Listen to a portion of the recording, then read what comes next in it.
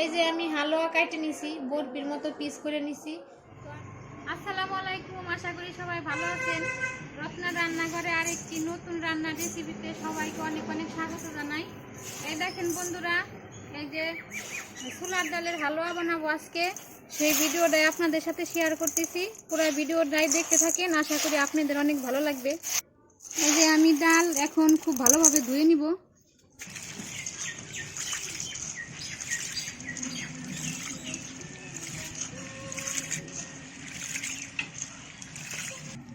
এই যে আমি খুব সুন্দরভাবে ডাল ধুয়ে নিছি। এবার কড়াইতে সেদ্ধ বসাই দিব। এবার ডালগুলো কড়াইতে দিয়ে দিব।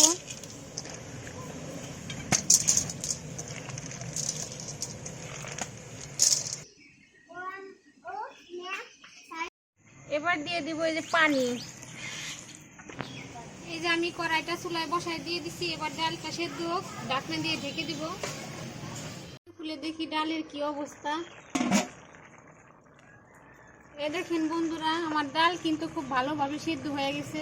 এবার এই যে পানিটা ঝরাই নিব, দিয়ে দেবো একটা ঝুড়ির উপরে ডাল।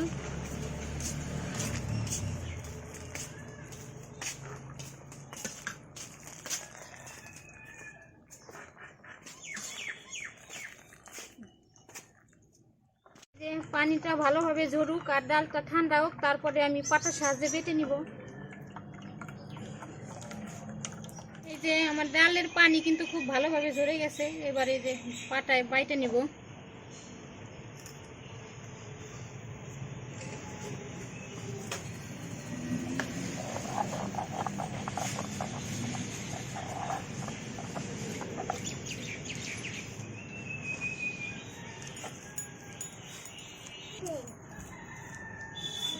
এই যে এই ডাল কিন্তু খুব ভালোভাবে সেদ্ধ হয়েছে, সেজন্য কিন্তু এই যে এক বাটাই অনেক একেবারে মিহি হয়ে যাইতেছে। আমি এই যে এইরকম ভাবেই সবগুলা ডালই বেটে নিব।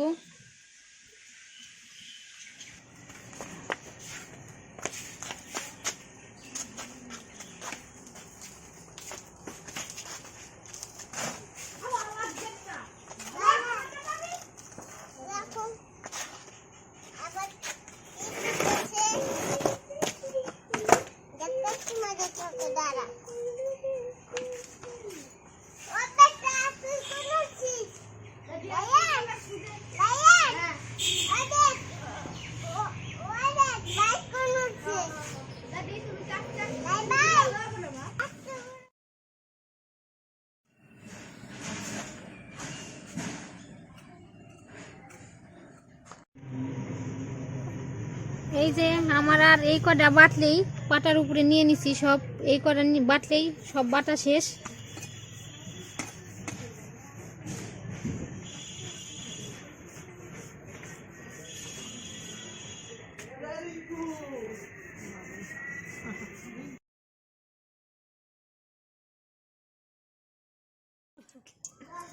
কড়াইতে দিয়ে দিলাম ঘি।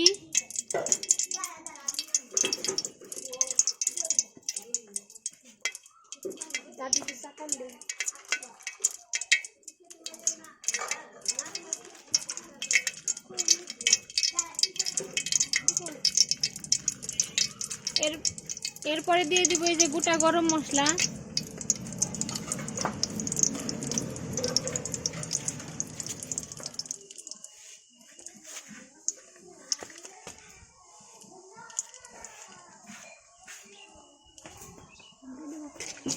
এবার দিয়ে দেবো এই যে আমি যে বাইটে রাখছিলাম ছোলার ডাল, দিয়ে দিব।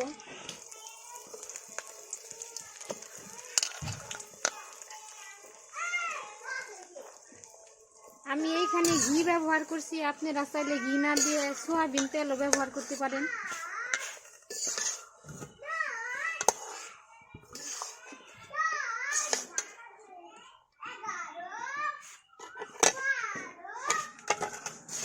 এবার খুব ভালোভাবে এই ঘিয়ের সাথে এই ডাল বাটাটা খুব ভালোভাবে ভেজে নিব।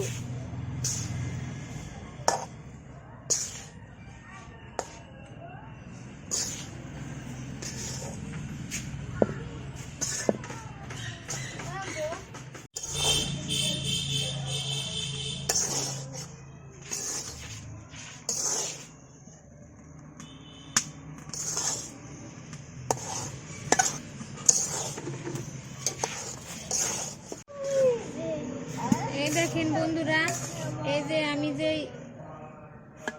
ডাল ভাজতেছি, ভাজতে ভাজতে সুন্দর একটা ঘ্রাণ বের হবে।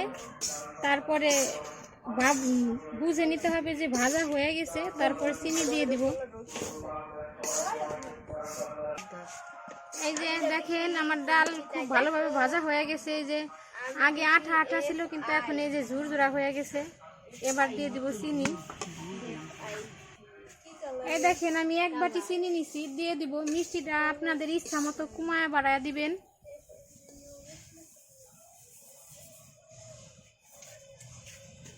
এবার এই ডালের সাথে চিনি খুব ভালোভাবে মিশিয়ে নিতে হবে।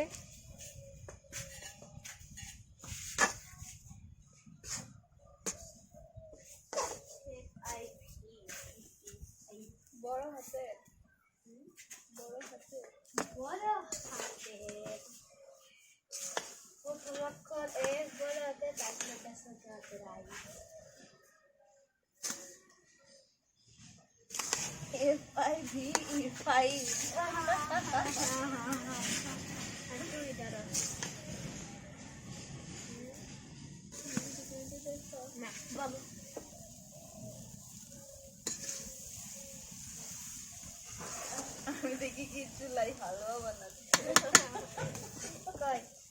তুমি আমার দড়ি কিনা লস করাইতেছো খেলা নিয়ে। এই দেখেন চিনিটা গলা শুরু করছে আর কি আঠালো হয়ে যাইতেছে।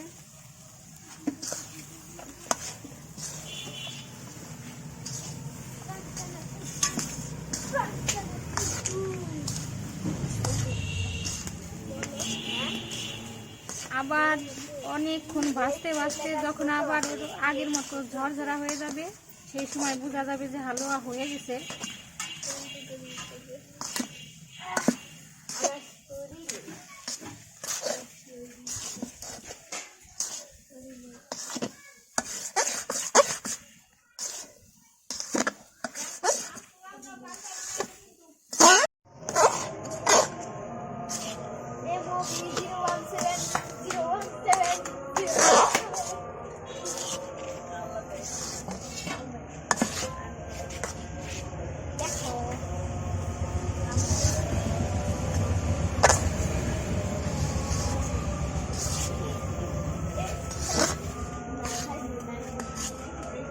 হালুয়া বানাইতে গেলে প্রচুর নাড়তে হয়, না নাড়লে কিন্তু নিচে লাগে যাবে।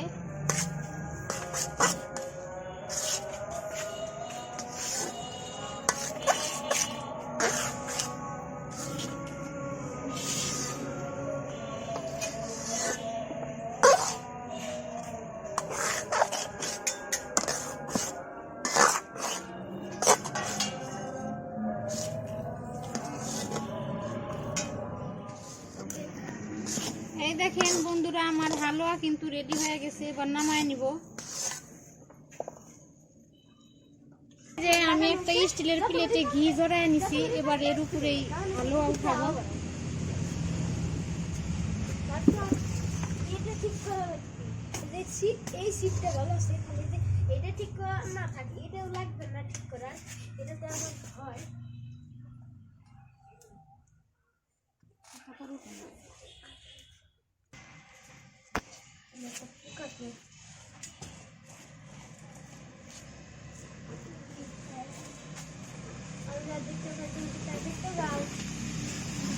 আমি দেখতে পাই।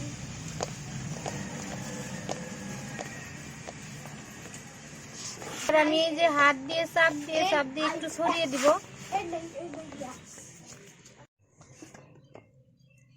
এই যে আমি হাত দিয়ে ছড়িয়ে দিছি। এবার এখনো গরম, ঠান্ডা হওয়ার পরে আপনাদের কাইটে দেখাবো। এই যে দেখেন হালুয়া এখন একেবারে ঠান্ডা হয়ে গেছে। এবার কাইটে আপনাদের দেখাইতেছি। বিসমিল্লাহ।